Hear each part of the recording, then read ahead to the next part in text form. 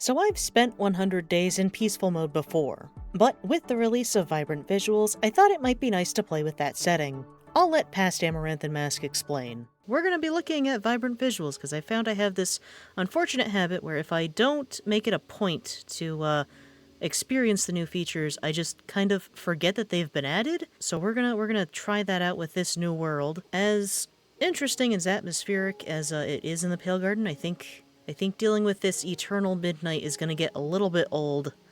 So I think we're going to head this way, where we will run into just some normal roofed forest. Because I think this will be slightly better. So, day one started with chopping down trees to clear the area. But it quickly became apparent I'd need stone tools. So I made my way down the cliff and found a cave that seemed like a good spot to get stone. Once I had stone, I could make a furnace to get charcoal for torches and a stone axe for chopping more trees. The sunrise on day 2 confirmed I had picked a good, picturesque location, and all that remained was to clear the area for construction, which was easier said than done since the trees were packed so tightly together. That made it hard to find a spot where I could stop chopping and there wouldn't be odd leaf blocks left floating around. That night it started raining and I didn't have a bed yet, so day 3 started with a rainy sunrise. This was before they changed the sky to be more gloomy when it rains. I guess that's more realistic, but I can't say I don't still miss this. Anywho, it was time to do some terraforming since the ground was so uneven. But with the piddly amount of stone I had, it was time to return to the cave,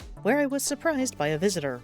Oh, hello. I don't have any emeralds, and I don't have anything to sell you. I did get potato, I think. I think I got a potato from the starting bin, so I need to start up a farm. I'll worry about that after I get stone. Later, while mining, I was surprised again, this time by clay. But I was trying very hard to focus, so I didn't allow the allure of moss and azalea to distract me from my goal of getting more stone, though I was starting to wonder if a staircase down was really such a great idea when ladders were an option. After running into even more clay, the idea of building with bricks started to seem very appealing, but then I absent-mindedly compacted the clay back into blocks. At least this was an opportunity to pillar up and see if building a tower as a base would be a good idea. By sunrise on day 4, I had concluded that a tower would be good, though maybe not quite this high up. Perhaps something just a smidge taller than this? That was enough time for some more stone to smelt, so I could continue working on a retaining wall to make the drastic change in elevation make a bit more sense. The retaining wall area could be made large enough for a farm. I would need to get those baked potatoes for the trader somehow, but since this space would be occupied by a farm, where could I put a house for me? I determined the best way to think house building type thoughts was to look at a house plant. Looking at the first house plant didn't work, so I tried another one. If I stare at this house plant for long enough, I will think house thoughts, and I will know what manner of house I want to make. Orange. I don't have a lot of orange. The closest I have is the bricks, which are also very much the same as the pot. You know, I was thinking of doing a tower. So if it goes up like a tower, and then I have like a wraparound, like porch type thing that I can walk around on, which means that my house itself doesn't have to be super big. It doesn't have to have a big footprint, because I'll just make it bigger up top. Okay, that's what we do. Alright, so I need to make a brick base that I can go into to get into the house, but that's just a way for me to get up.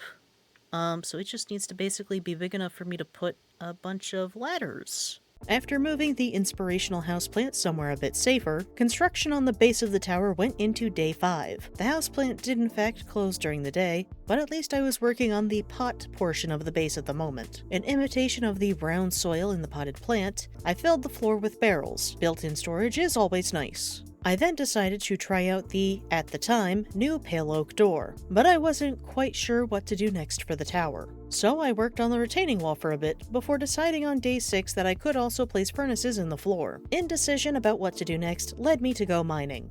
But at least I found iron. When I returned to the surface to convert my gravel into dirt, I accidentally broke the one crop I had planted.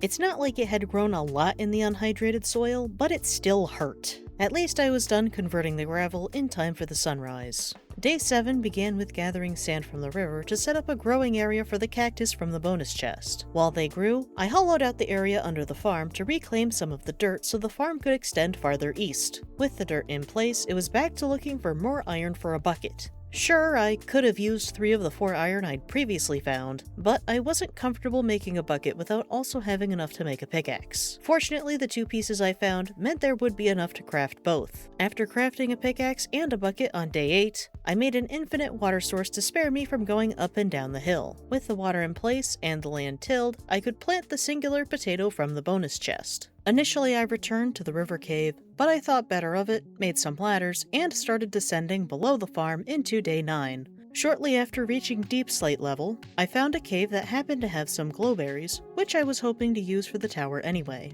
The cave also had 3 diamonds, enough for a pickaxe. Day 10, construction on the farm's retaining wall continued. After harvesting some cactus, I realized I could use green stained glass and return to the river to get more sand. But then I saw something.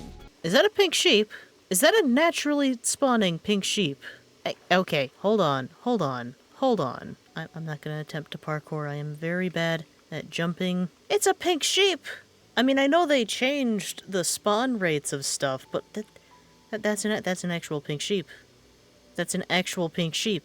I don't have any wheat to take you with me. You're going to despawn as soon as I leave. But hey, at least I got to say that I saw a pink sheep.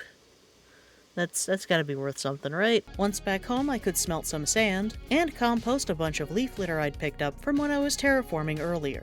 Construction on the retaining wall and terraforming near the farm continued through the rain into day 11. The terraforming yielded even more leaf litter to compost. Since I still needed 2 more bits of cactus in order to not waste anything while smelting, it was back to the mine for more materials. Accidentally mining a block revealed quite a bit of iron, which I would eventually use for a set of shears. Day 12, there were 2 more bits of cactus, but I returned to the river cave for andesite instead, so that I could finish the retaining wall. So now that part of the base was done and no longer occupying space in my brain, though it did need some pale oak fencing to keep me from carelessly falling off the edge as I am wont to do. Instead of using a 2x2 area for an infinite water source, this corner between the tower and farm worked perfectly. I could then smelt the cactus, craft the lime dye using some of that bone meal from earlier, and start installing the windows in the base of the tower for the sunrise on day 13. I then confirmed that diorite can be used to make a stonecutter, which was handy because stonecutters make crafting stairs much less painful, and I was going to be using a lot of brick stairs. After rearranging the floor so that the furnaces were now in the corners, it was time to pillar up with some of the glass to begin work on the tower part of the base, which meant more plant matter had to be converted into bone meal to start installing the glowberry vine on day 14. But there wasn't quite enough to reach to the floor of the base, so I added some slabs to reach the vine. With the stem of the houseplant base in place, and 1 additional piece of bone meal later, the foundation no longer required torches inside for light. After returning to the surface on day 15 from getting some more copper, I made a lightning rod since I still didn't have a bed. On day 16 I crafted more lime glass to work on the top of the base, which meant the houseplant needed to be moved up to work on the top of the tower. The top of the roofed forest made for some very convenient distance checking, so the floor was done before the sunrise for day 17. That meant it was time to start adding a copper roof. On my way to get the lightning rod, I changed the floor so that only the center was raised. Once the lightning rod was in place, I continued installing the roof, but there wasn't enough copper, so it was back to the river cave. However, during that trip, I found both dripstone and lush cave in the same ravine. Very convenient. The dripstone cave also meant there were large veins of copper.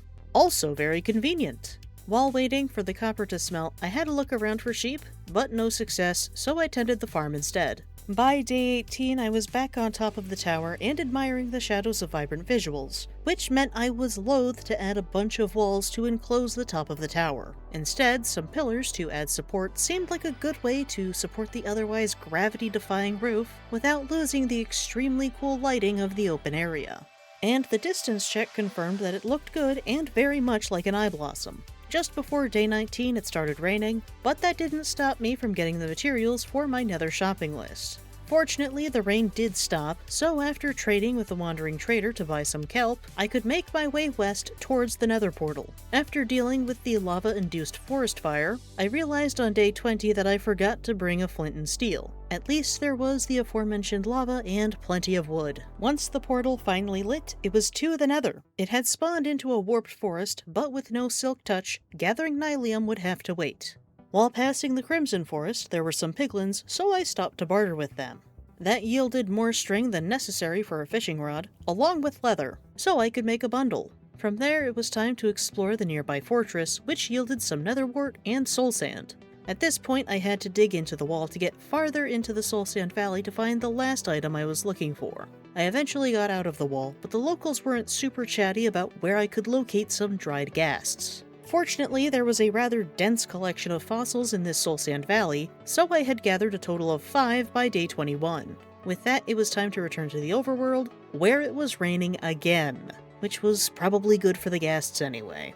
It was already day 22 when I got home, but the rain also stopped. After widening the sugarcane pond, all 5 of the dried ghasts could fit in the water. While waiting for them to rehydrate, I worked on clearing the dirt and other blocks below the farm so that the area could be used for storage into day 23. I then remembered I needed to grab snowballs from the nearby grove before they hatched. And it seemed I remembered just in time. After giving them a hearty meal of almost a stack of snowballs each, we had our squad of sentient balloons. With them harmlessly floating around, I could continue working on the storage room into day 24. I then realized I could maximize the utilization of the space by using the water hydrating the farm to also generate dripstone. Day 25 started with me observing the ghasts migrating down towards the river, after which I started gathering materials through day 26 in preparation for going to the village towards the east.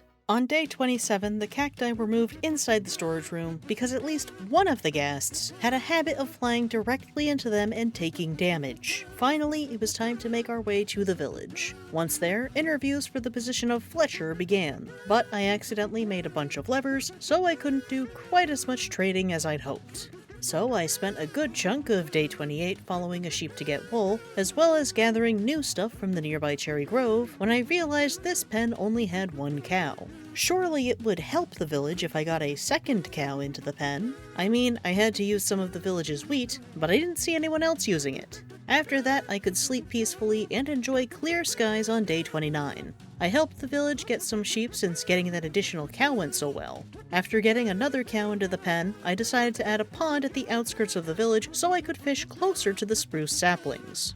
But I never fished in here for the first 100 days. I don't know why I'm like this. That night I finally realized the grass may have been preventing the trees from growing. At least it was a quick and easy remedy. And I could finally trade more with the Fletchers on day 30.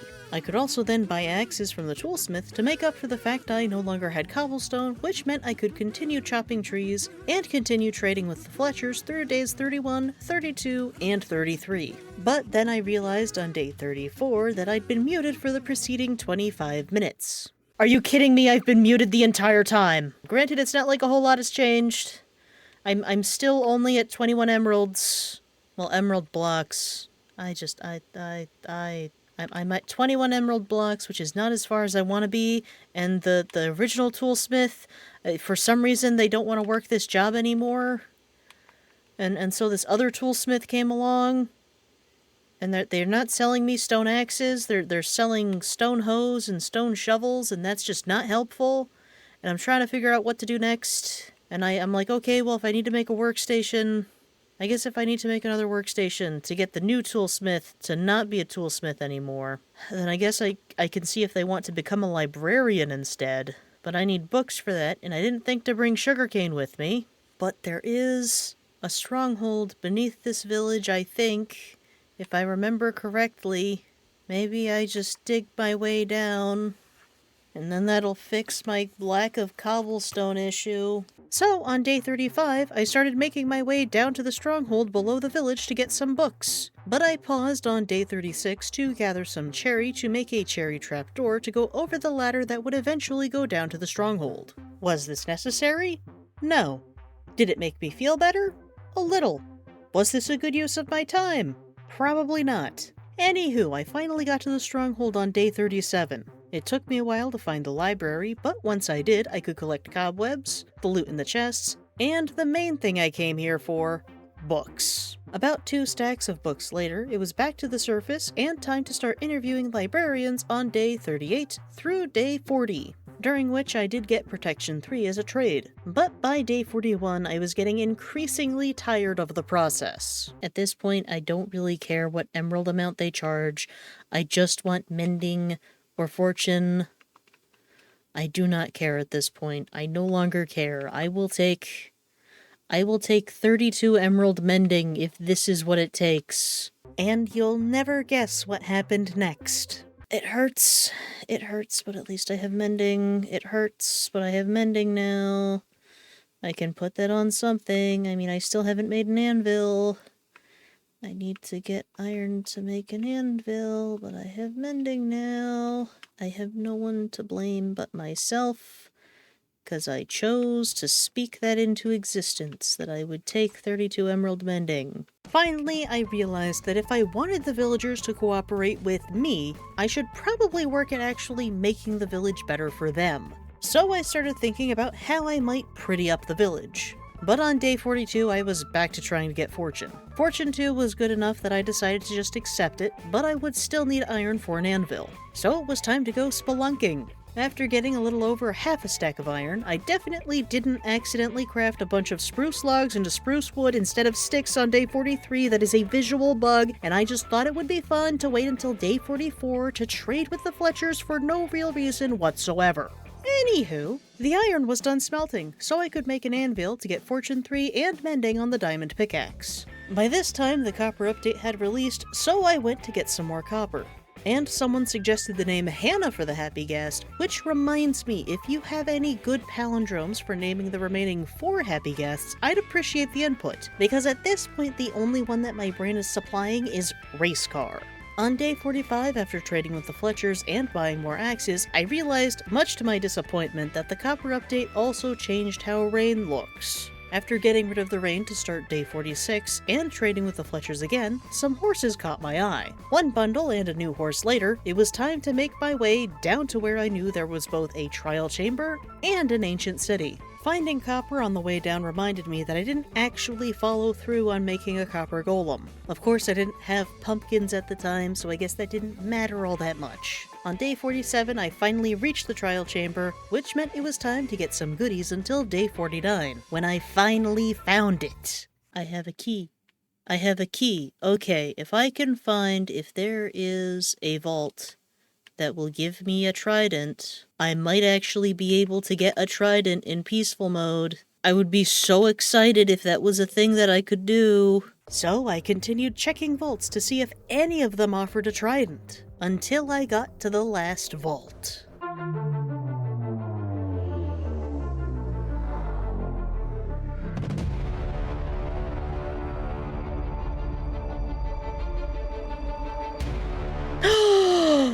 That was a trident.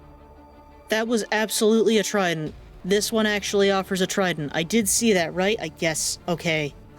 Cause like here's the thing, is I'm pretty sure that I only get one of these per structure. Oh, please. If you do this for me, if you give me this, I don't know what I'm gonna do. Actually, no, I don't want it to be a thing where I get the thing that I'm looking for and then I immediately lose it because I don't have inventory space. So I need to consolidate real quick. It should not give me more than 1, 2, 3, 4, 5, 6, 7, 8. Should not give me more than 9 unique items. Please give me a trident. Please, please. Please, please, please give me a trident, because as far as I know, this is my only opportunity to get a trident in peaceful mode. I will be so happy if you give me a trident. Please. Please? No! What am I gonna do with a power 2 bow? But you had a trident in you. You had a trident in you. Why would you betray me like this? So, no trident. But I had been able to swap out my plain gold chest plate for an iron one with protection 2. and I got over a stack of fire charges along with other goodies. There was also the entire ancient city below this trial chamber, which I had to check out yet. Which, funny story about that, and by funny I mean it kinda makes me want to cry. You'll notice how the days played jumps from 48 to 56, as well as the fact that I clearly have some new gear as I'm headed back to spawn on day 57. I'll let past me explain. Again. Anyway, reason we need to head back to spawn is, obviously you can see the state that the village is in, which is, I haven't remodeled it. I've just made a mess of chests, and that needs to change, but in order for it to change, I need to pick up some building materials from spawn. Also, I guess since it's going to take a while till we get to spawn, I guess now we do have time to discuss the diamond pants as well as where the 2 diamond hose came from. I do not believe AI has advanced to the point where it has anything even vaguely resembling sentience. However, I also have no doubt that technology hates me on a personal level. Because I did not imagine that I was going to end up doing some off-camera resource gathering, because thanks to the new Minecraft update, OBS was all, ooh, new Minecraft update, who dis, and just did not capture the video from my last recording session whatsoever. So, I went to the ancient city, and that's how I found the pants and the 2 hose. To clarify, this one I found as is, with all of those very nice enchants. This one I did have to add one of the Silk Touch books that we bought from the librarian. So at least I was able to put one of those many Silk Touch books to use. These pants are also really good too, because they had everything on them except for the Swift Sneak. But because the ancient city is such a good place to find good stuff, I found a Swift Sneak 3 book. I mean, technically, I think I found 2 of them. There was also some Swift Sneak 2 and 1 books, but it was pretty nice to not need to use my levels or the anvil durability to combine books. It was nice to just use it to put the books directly onto the items. I mean, it was still, I think, like 12 levels to put Silk Touch on this.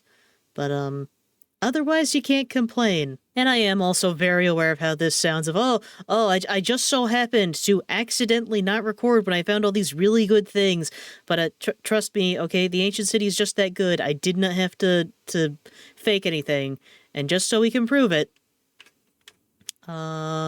settings, of course, they changed in the update how everything looks. As you can see, there is nothing indicating that I cannot get achievements, so yeah, everything's legit. So, days 50 through 56 got eaten by yet another lost episode. This happened over 2 months ago, but it still hurts. After grabbing dark oak, baked potatoes, a pumpkin seed, and the stonecutter, it was back to the village for day 58. After planting the pumpkin seed as well as the saplings, I decided that the first thing to build to improve the village would be a log cabin for the Fletchers. I also decided that the best location would be where the toolsmith's building originally was, since that was near the tree-growing area.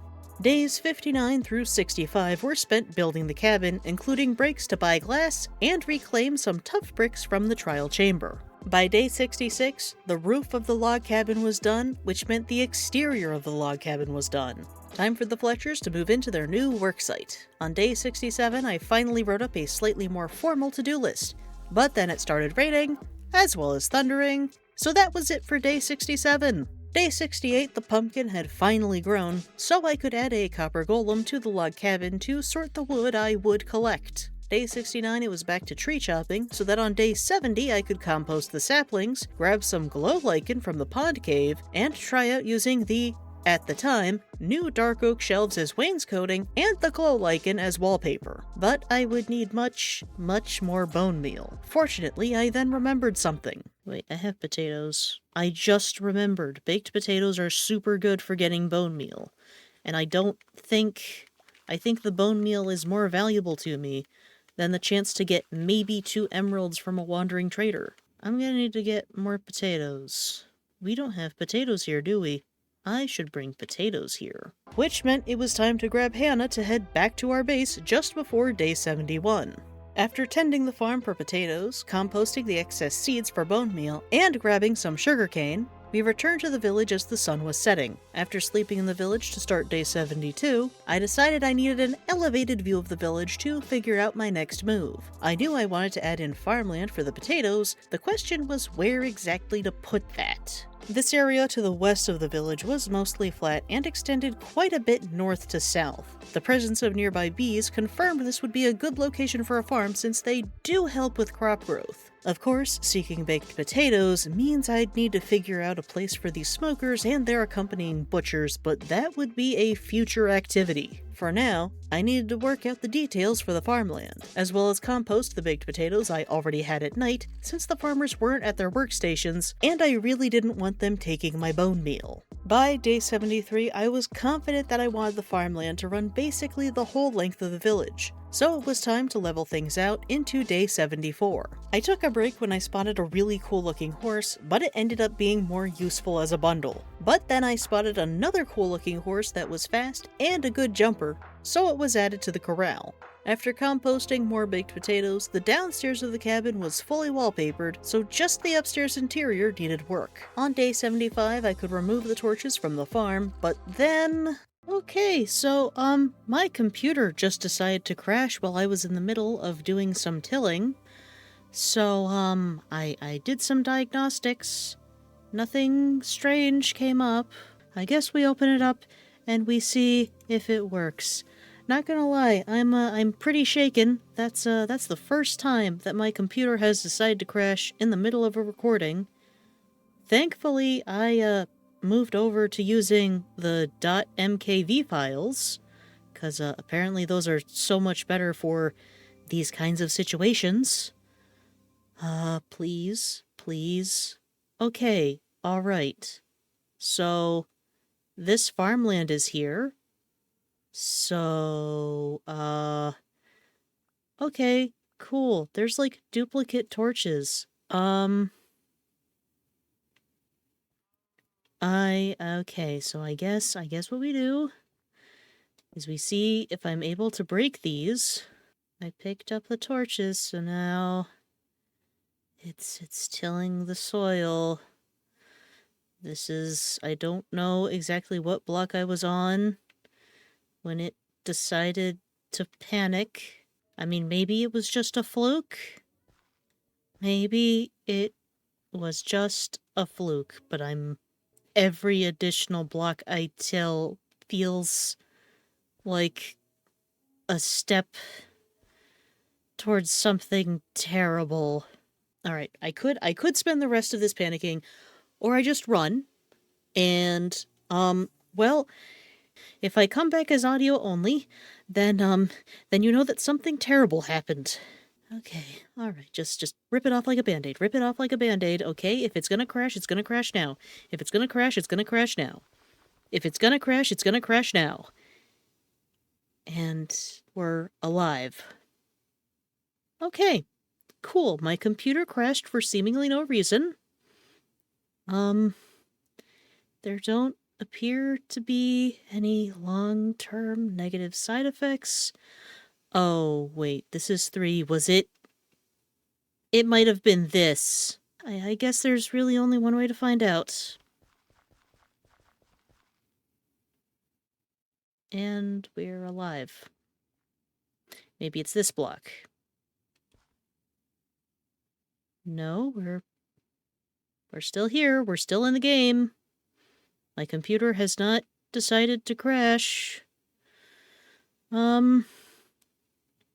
Okay, this has been, well and truly unnerving. Unsettled nerves aside, the farmland had been tilled and was ready for planting. Composting even more potatoes meant I could continue wallpapering the upstairs of the log cabin, and with that the upstairs of the cabin was finished with wallpaper. Day 76, I added lanterns to the farm for light, and started enclosing the farm with tough walls in earnest. I did return to the trial chamber for additional supplies, during which I saw a cave which didn't have much of value, but there were diamonds above the trial chamber. It yielded a total of 4 diamonds, so not bad at all. I even spotted some iron. But by day 77, my pickaxe durability was hurting, so I went down to the ancient city to get some XP from the skulk.